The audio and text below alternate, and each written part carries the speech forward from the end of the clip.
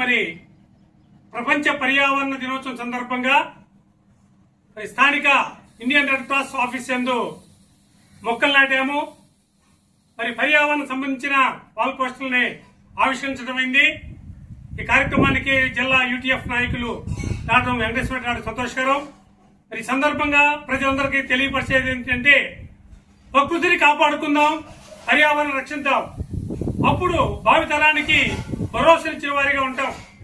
కాబట్టి ప్రకృతి అనేది భగవంతుడు ఇచ్చిన ఒక మంచి వరం. దాన్ని మనము గిఫ్ట్, దాన్ని మనం పాడు చేసుకోకూడదు. ప్లాస్టిక్ పదార్థాల వాడకం తగ్గించాలి, అది నిషేధించాలి.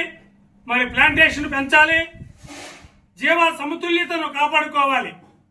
అలాంటి ఒక మంచి ప్రకృతిని, భగవంతుడిచ్చే ప్రకృతిని మనందరం కాపాడుకోవాల్సిన బాధ్యత మనందరి మీద ఉందని తెలియజేస్తూ, మరి అందరినీ సమిష్టి కృషిగా ప్రకృతిని కాపాడుకోవడం, పర్యావరణం రక్షించడం అనేది సమిష్టి బాధ్యతగా భావిస్తూ మరి కార్యక్రమానికి పాల్గొన్న మిత్రులందరూ కూడా ధన్యవాదాలు తెలియజేస్తున్నాం.